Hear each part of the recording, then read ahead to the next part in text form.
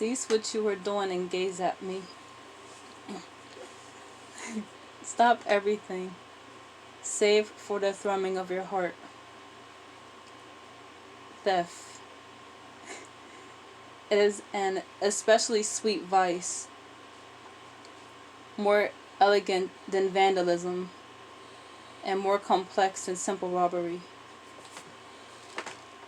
A beautiful blend of secrets and crime, and mischief and fear.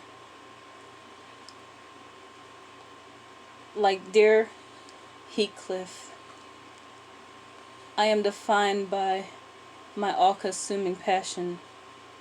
Stealing is my greatest carnal pleasure, a pleasure for which I will seek my life, risk my life, a sexy prism for which there is no escape. Why am I this way? Who can know? Who is the slave and who is the master? Do the fine eyes fall upon me any longer, or have they given up? The rush of the thief allows me to forget all, and yet to distinctly remember all as well. Run and speak not, hide and run not. When you found me, punish me. When you punish me, kill me. Save me. Little boy, there's nothing left to steal from you. You have long been an empty shell, just as I have. So if you would gaze at me, cease what you were doing. Stop everything, save for the thrumming of your heart. Hey, Anime fans! This is Animaniatrix. I'm out for trail. I'm here with Oasis Jim. Alright. We just finished watching Lupin the Third, A Tale of a Woman Called Fujiko Mine. Now, this was a good one. This was a good one. Let's get into it. That was Oasis there with our introduction. And Oasis, I know you was really excited about this one, Fujiko Mine. What were your thoughts on Lupin the Third, A Tale of a Woman Called Fujiko Mine?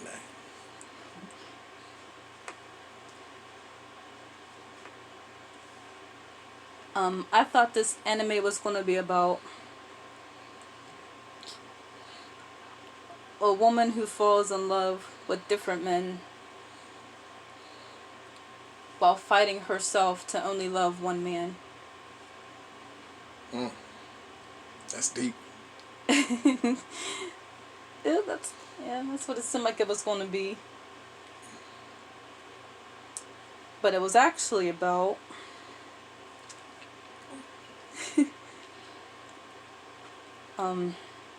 a gang of 4 thieves. The main character being Fujiko Mine.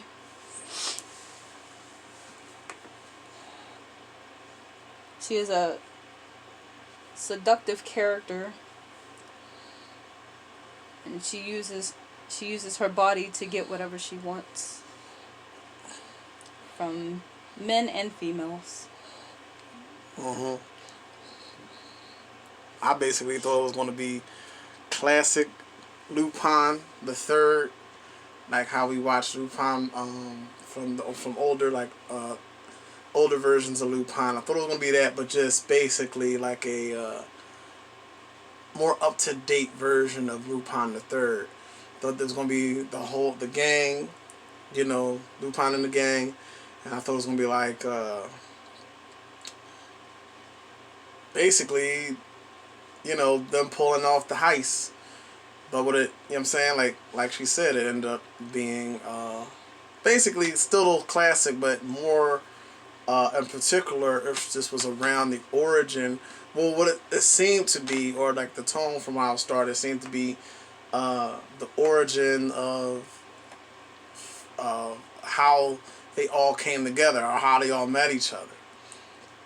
So from the Lupin shows that we've seen before, we haven't really got a lot of background about each character. But this one kind of explores a little more about Fujiko Mine. Mm-hmm. Or at least that's what I thought, because plot twist, major plot twist at the end. I gotta say this, Major plot twist. Major plot twist. I'm still kind of off the high of watching this show. This was a really good anime. I can't. I'm probably gonna rate this pretty highly. I normally discuss the ratings at the end, but Oasis, what do you think you're gonna give this one? I think I'm gonna give it 8, 9. 8 is very good. 9 is great. I think a 9. I think I'm gonna give it a 9 too. Yeah, I think I'm gonna give it a 9. I think I'm gonna give it a 9. I like the art. Like classic Lupin, it's kind of more of like a cartoony art. This one, however, was like seeing him like this was like very adult, and I didn't really expect the tone to be as gritty as it was. Very very mature version, right? Yeah, it was very mature. You had more like sexual content, more nudity, more like I enjoyed it. Drugs theme, like a lot of things that I don't want to say it was dark, because it definitely wasn't dark, but it kind of was dark. It kind of reminded me, if for anybody who's never watched Lupin the Third, Lupin the Third is basically kind of like, if you're familiar, if everybody have ever seen The Great Pretender on Netflix, that's probably a close comparison I can give you. But this is basically a little more gritty. So I do suggest anybody willing to get into Lupin the Third. I think here is a good place to start the Fujiko Mine story, and just go from there. Your thoughts? I think her story was the most interesting one. I really liked her poem. I think it was a poem in the beginning. I don't know if it was a poem, but I'm calling it a poem, and I liked it. Her poem made me think about being bad and the thrill of getting caught. Not saying that's the type of stuff that I'm into, but that's what it makes me think about. It also makes me think about being tempted, and the mind choosing to do good or to do bad.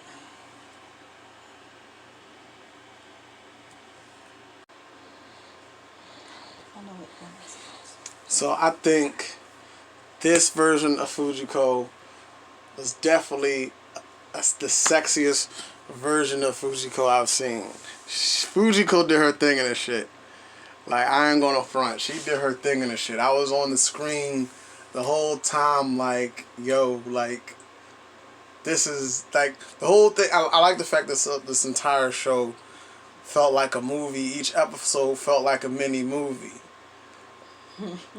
And I'm like, yo, Fujiko did her thing in this one. Yeah, she sure did. She did her thing. So let's dig into it. Let's dig into it. We got it was like kind of like a conspiracy going on, right? It was like the whole time, and it's like I was kind of lost for almost the entire show until the very end. It's one of those types of things where you just gotta kind of like follow every episode. At first, it seems like it's going in episodal. It's going in episodal. You thinking, all right, but then you see, all right, there's a bit of a thing. So you're start trying to predict it, because in the beginning she doesn't know Lupin, so they're just their first meet, and then she doesn't know Jigen, who is the shooter.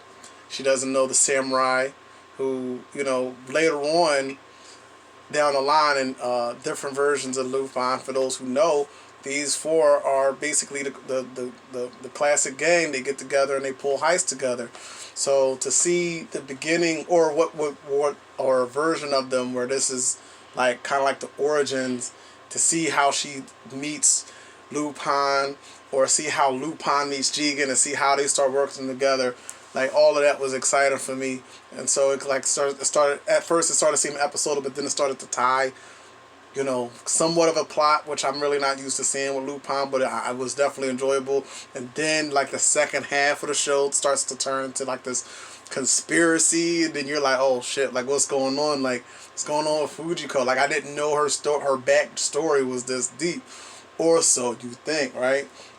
Anything you want to add?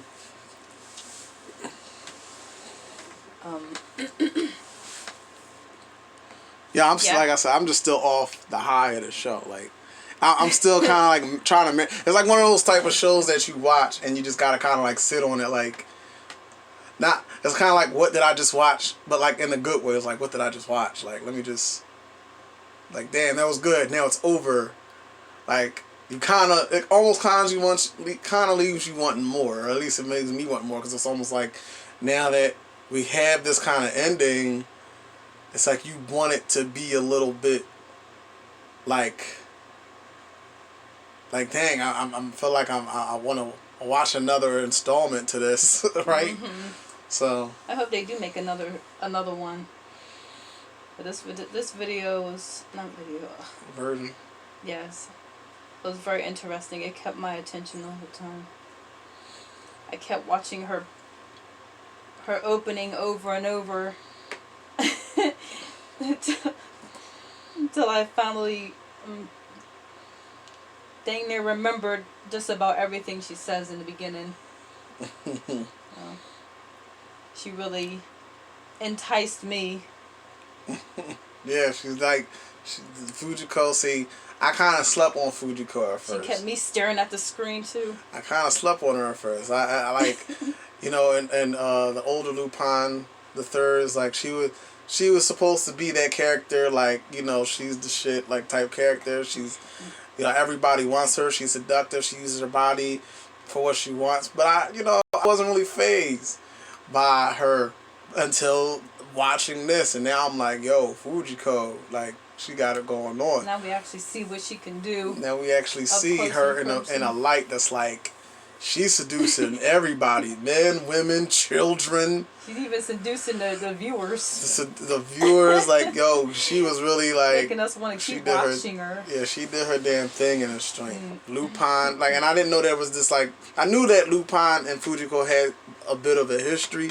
I knew that he was like into her, but I knew they had something, because it's always suggested in the classic Lupin shows that, him and Fujiko had something going on. But in this one, it shows him as like he's on a prowl. He's like chasing her.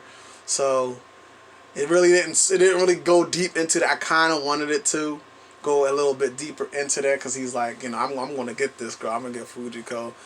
But, he's going after her, Samurai's going after her, Jigen's going after her. Like, she got everybody whipped at some point. They right? all had a thing for her. And she had everybody fooled at some point. It's nothing like going into an episode and seeing a new female character, like, okay, who's this attractive lady? And the next scene, she pulls our wig off and it's Fujiko. It's like, oh shit, like, that was her the whole time? You're following an entire episode thinking that this one female, what was like that was like the whole train thing with the samurai. We swore that this girl was a completely introduced a whole new character. Like, did we see Fujiko at the beginning of this? But by the end, he's like, oh, that was Fujiko the whole time. In a disguise. Like, yo. Yeah, I like how they did that. That was Fujiko. Like, there's nothing like, yo, like, this girl was thorough. Like, she definitely stole the show. I'm glad they gave her such, like, a highlight like this. Like, normally, like you said, like, Lupin is the star of it. Lupin, he's classic Lupin, He's the mastermind behind all of. He's brains and mastermind behind all the heists that they do, and try to things that they try to pull off. Because anybody who knows Lupin, he's the type of criminal that likes to announce what he does before he does it. That's how he got his reputation, because he likes a challenge. He likes the thrill of being a thief more than he actually likes the actual act of being a thief, because he likes to see how he can get out of situations like from the detective. So he'll literally call the detective up like, look, I'm about to rob such and such, try to stop me. So like classic Lupin, but they gave Fujiko so much highlight, and like they tend to do that sometimes in other versions of the Lupin show, but it was not to this extent. And like I said, I like really appreciated to see Fujiko in this light, because it definitely made me appreciate her character so much more. I said, not just her, but also the other characters too, because how they told the story, how they portrayed all the characters, it was like I have so much more appreciation for them, seeing them in this way. Because usually, like I said, Lupin is typically like an episodal type of show. Like just like the Adventures of Lupin. You see him every episode pull off a new heist. By the end of the episode, the heist is over, and the next episode is a new heist. This, it really got deep into like the mind and like the interactions on like a more of like a like on a deeper level. So I Jigen, the samurai, I appreciated all of them more. But like I said, especially Fujiko. I'm going on and on about Fujiko. Like I'm just saying, like this joint, like anybody likes Lupin or looking for a show, like if anybody has watched Great Pretenders, looking for a show to kind of like, follow up behind watching Great Pretenders, like this is a good show. Anybody interested in getting into Lupin the Third, I would kind of recommend watching like an older Lupin just to have something to compare it to see what I'm talking about. But you can basically just dive right into this season. I mean this series, the woman called Fujiko Mine, and this basically will kind of give you like a backdrop of getting into the show. We're watching this kind of behind watching the one movie, the Lupin movie, the Castle, I forgot Castellestro. I don't know if I'm saying it right. I don't know how to pronounce that. Castellestro. I'm sure you'll find it. It's about Lupin the Third movie, something about a castle. Castle Castellestro. If you're interested, I think, probably watch that movie, then watch this, or vice versa, watch this and then watch that movie. You'll see what I'm talking about. Like there's like a night and day type of difference to see the characters in these different forms. All right.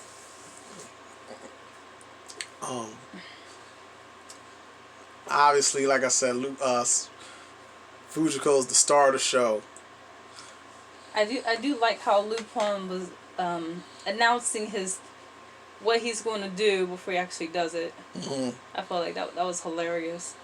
It made it really interesting to watch. More interesting to watch if he's actually going to get caught, because he just announced what he's about to do.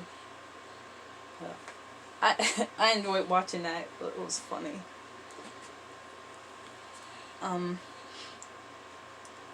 I liked Fujiko Mine disguising herself.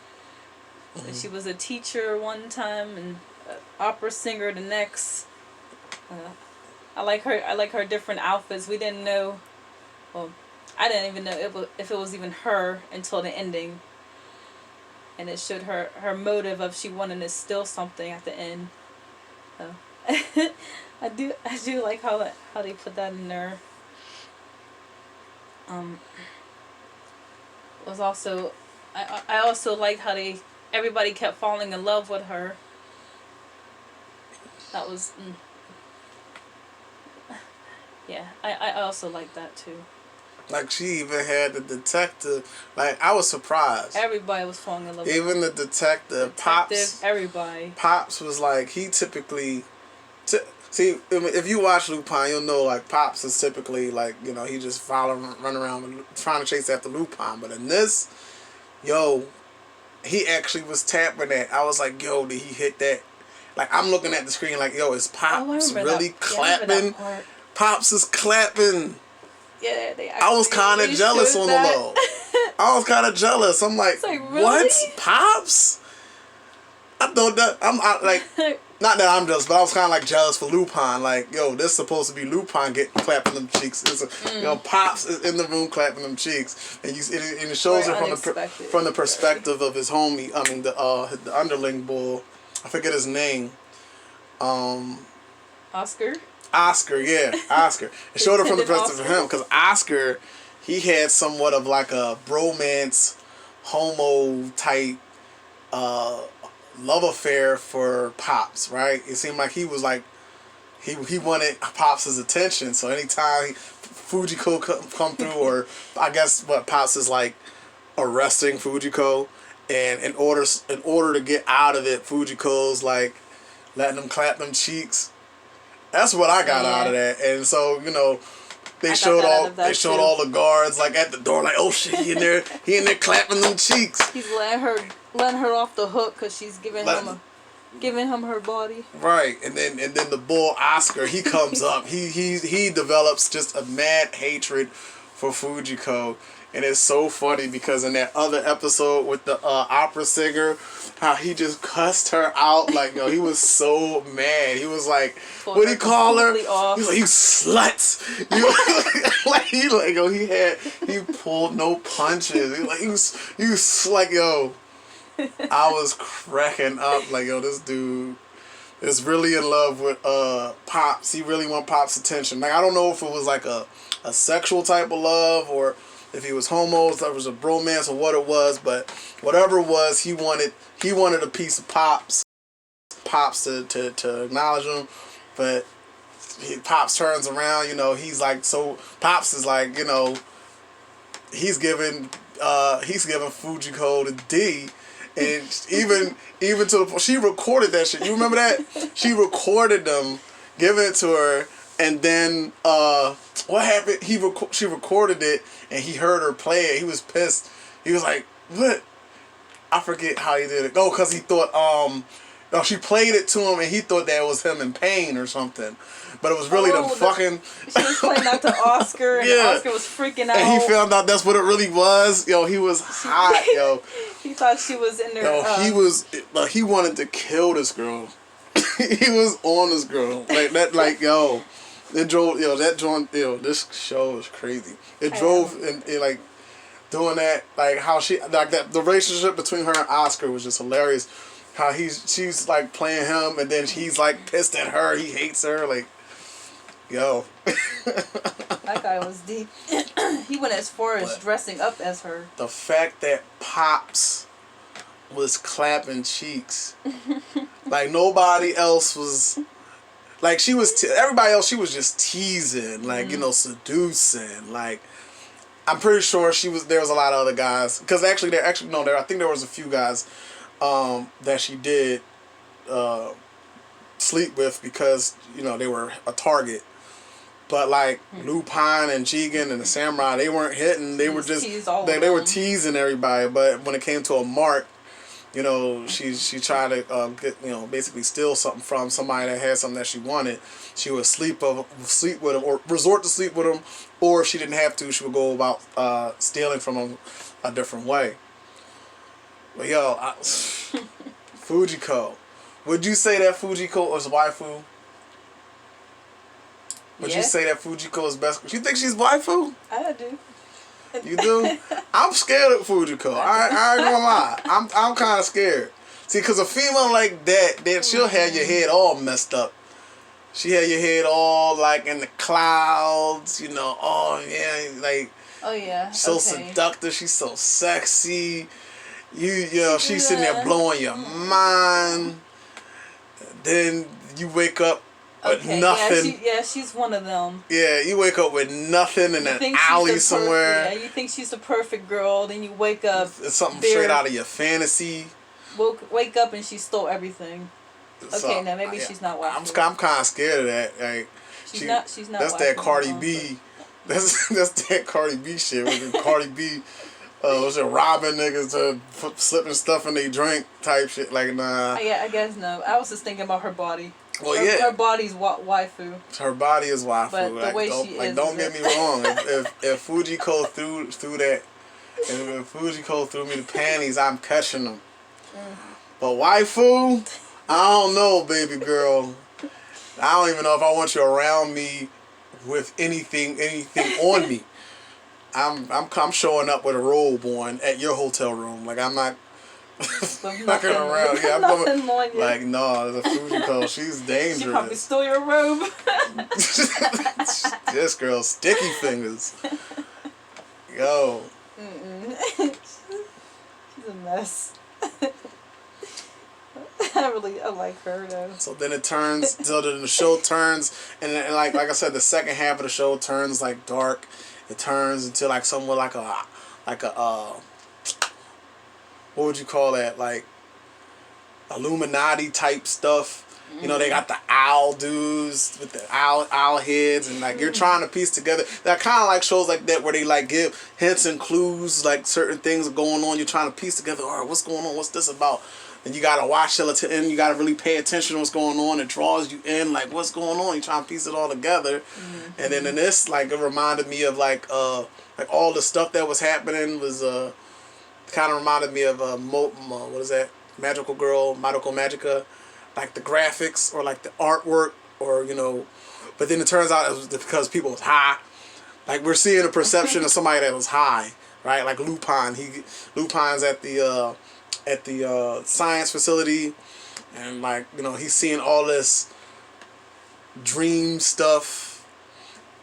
And you thinking like, what the hell is going on? Like I said, Madoka Magica, like psychedelics. But then it's like, oh yeah, this is what the drug is. What was the Oila? Moila. I forget what they call that stuff. Oila Foila. And then they just hitting you, giving like you breadcrumbs throughout the show, giving you breadcrumbs leading you up to the last episode, and the payoff. Oh my goodness! Like I said, that payoff is crazy. This is definitely. I was not expecting the end to be like that. This is definitely one of the better animes. Like, rarely do I see an anime and I just walk away from it like, dang, like, yo, like that ending though, like that ending was, you did not see that coming. I like that. So, could this compare to the one we just did yesterday, or the review we did on High School DxD, right? Because we were talking about nudity in a show versus what were we talking about, like plot heavy show with nudity versus a show without plot but have nudity. This is a show with you know, nudity, but only necessary nudity.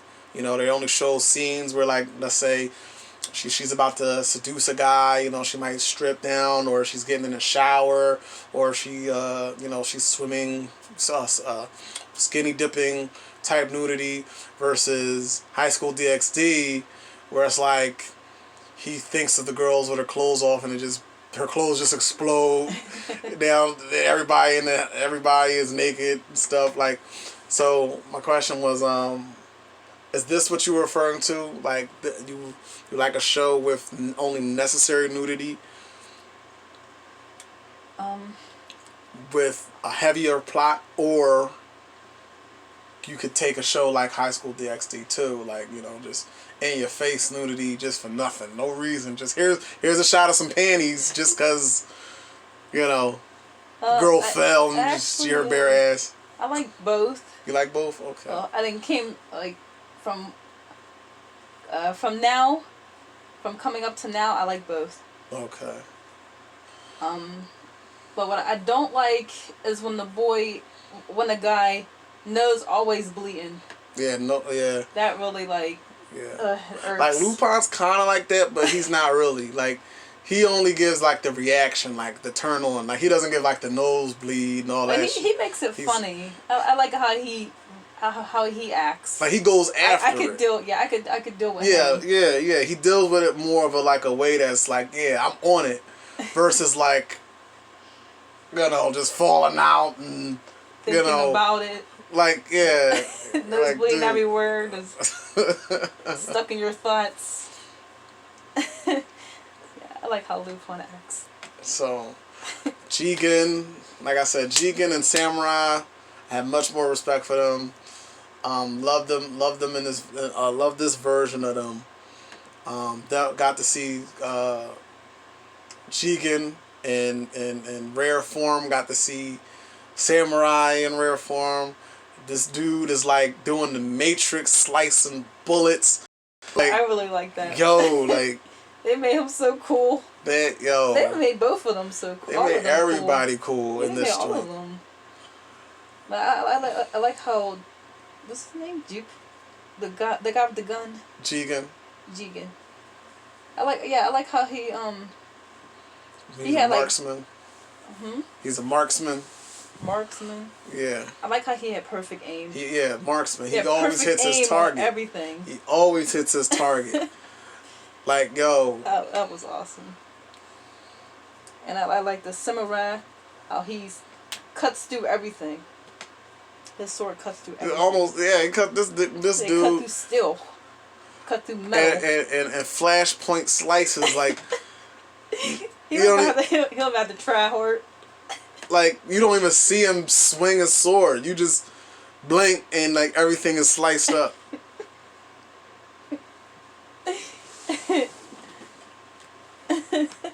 I really like that about him. That was cool. Usually I'd be like, usually my thoughts are something like this. I feel like would have been better as a movie, but no, this was better as a 13-part series. I'm glad they took their time with this, and because it allowed, I like the momentum. It allowed for the build up. They could have They could have easily decided, hey, you know what? Let's just chop this up and make it into a 2.5 hour movie type deal. But no, I'm happy they took their time with this. It's kind of like I almost want to give the ending in this video. I don't know if I should give the ending to the anime fans, because some people might, some people who don't know might want to know. Oh yeah, but watch it. But the ending, what that ending was. That ending. Or do I just let them? I think I'm gonna just let them watch it. I think I'm gonna just let them, because it's like one of them things where it's like, yeah, you just gotta watch it to the end and give for the payoff. Right. You would definitely love the ending. I sure did. Right, like pacing like this, easy to follow, keeps you engrossed in the show. I can't think of any complaint of the series. I thought, and that's another thing. It's like one of those shows where you think you lost, but just pay attention, because it comes together.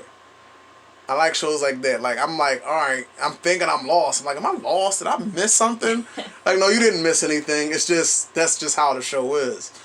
It's like every episode, just as you get to a point where, you know what I'm saying, like around the like midway through, you're kind of like, all right, is it just me, or did I miss something? Because it seemed like each episode is getting more confusing than the last.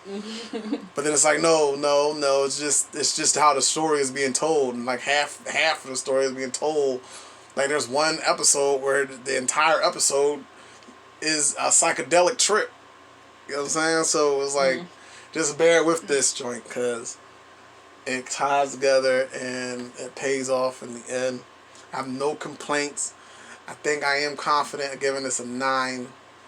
Usually I could pick an anime apart. I'm sitting here trying to really think about how I could pick this apart. Oh, I do have something. I wouldn't say it's a complaint. Okay. But it was interesting to see how you thought one character died and they showed their face at the end. I wouldn't say it's a complaint, but I just wanted to throw that in there because I like that part. Whole time thought this character was dead. Should I say the character? Oscar? I mean, you give it away. You telling them everything, might as well. Oh. Well, yeah. Thought Oscar was dead. The the detective sidekick.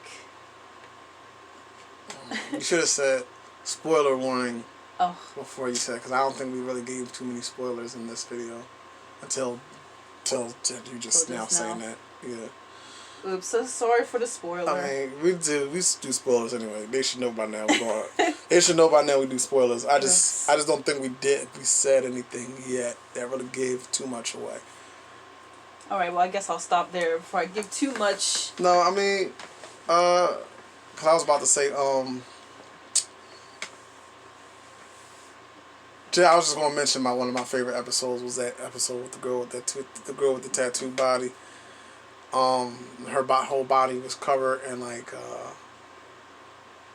a body art, and she was like one of the prize one of for anime fans. One of the episodes, there's this girl. Her entire body was marked. I'm not sure if she was marked from birth, or I'm not sure if she was born like that or she was marked like that from birth, but she was supposed to be like, I guess, in slave trade, and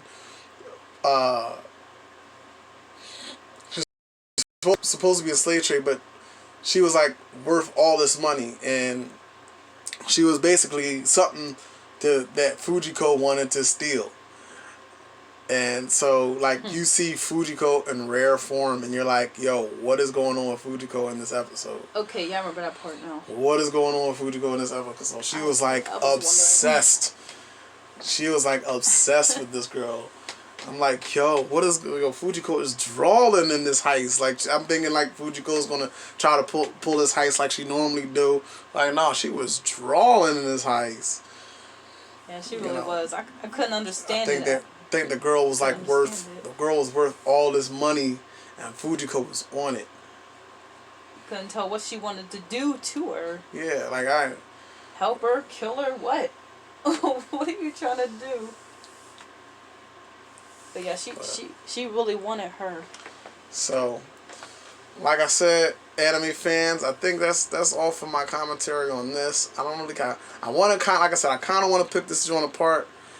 But I have no complaints. It's kind of solid. I wouldn't say it's a masterpiece, only because for me, I rate masterpieces based on my type of shows that I like to watch. This type of show isn't necessarily my favorite type of show, but I think it was done very well, very entertaining.